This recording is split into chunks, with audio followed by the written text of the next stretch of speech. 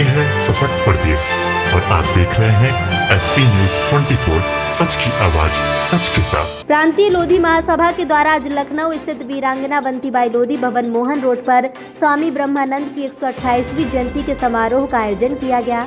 मुख्य अतिथि के रूप में आए भारतीय जनता पार्टी के प्रदेश मंत्री शंकरलाल लोधी ने स्वामी ब्रह्मानंद जी के चित्र पर पुष्प अर्पित करते हुए कहा कि स्वामी जी द्वारा सभी समाज को साथ लेने और शिक्षा जैसी विषयों पर जोर देना उनका मुख्य उद्देश्य था। साथ ही उन्होंने समाज पर अंधविश्वास जैसी कुरीतियां मिटाने के लिए स्वामी जी ने शिक्षा पर जोर दिया। शिक्षित लोगों को अंधविश्वास से दूर रहने को भी कहा। शंकरलाल लोधी ने कहा कि स्वामी ब्रह्मानंद जी समाज सेवी के साथ स्वतंत्रता सेनानी और राजनेता के रूप में भी जाने जाते थे और लोगों के एक साथ चलने पर जोर देते थे, जिससे कि हम सभी समाज को एक साथ ले जा सकें और समाज से जात पात जैसी घटित होती है घटनाओं को दूर रह सकें, भाईचारा लोगों के बीच बना रहे।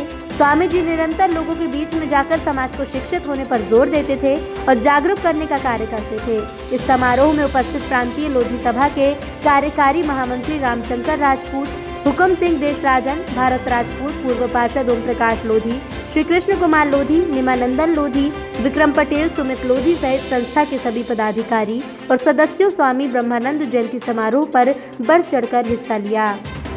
लखनऊ से विवेक सिंह की रिपोर्ट। मैं शंकरलाल लोधी, प्रदेश मंत्री भारतीय जनता पार्टी। सर, आज जो बैठक की गई लोधी भवन पे ब्रह्मानंद जी जयंती उपलक्ष्य पर, इस पर आप क्या कहना चाहते हैं?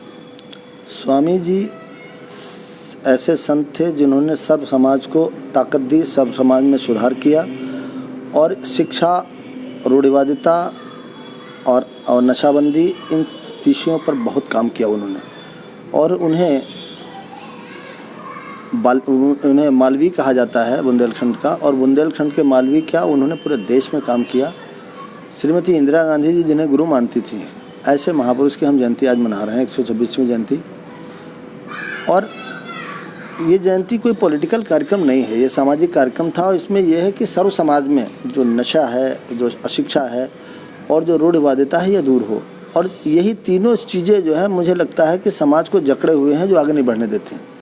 आयत होने पर हमारी जो मुद्रा है, जितनी मुद्रा जाती है उसका उतना रिटर्न हमको नहीं मिलता है। तो मान लीजिए कल अरब कंट्री से हमारे यहाँ डीजल का आना बंद हो जाए, पेट्रोल या कच्चे तेल का आना बंद हो जाए, तो हमारे खेती ट्रैक्टर से नहीं हो पाएगी, फिर हमको पुरानी उस परंपरा की तरफ ही लौटना पड़ेगा। इसलिए स्वामी जी की मान्यता थी कि हम मशीनों का प्रयोग करने के साथ साथ जो हमारी परंपरागत खेती का तरीका है, हमें उसे भी जीवित रखना चाहिए। उसे भी हम जीवित तभी रख पाएंगे जब गाय बचेगी। नशा मुक्ति और शिक्षा के विषय में जो स्वामी जी ने कहा था, स्वामी जी ने शिक्षा के क्षेत्र में लोगों को बढ़ाने का बहुत प्रयास किया। सरकार भी बहुत सारी योजनाएं चलाती है, एक तो योजना चलाती है नशा मुक्ति की, एक तरफ लोग दारू बेचने की भी योजनाएं चलाती है। मगर आज हमें अपना विल पावर मजबूत करना चाहिए, हमें अच्छी आदतों को ग्रहण करना चाहिए और बुरी आदतों को छोड़ देना चाहिए। हमें नशा मुक्ति के प्रति भी संकल्प लेते हुए इसको त्याग करना चाहिए। नशा जीवन के लिए अच्छी नहीं होती। ये है सशक्त प्रदेश और आप देख रहे हैं एसपी न्यूज 24, सच की आवाज सच के साथ।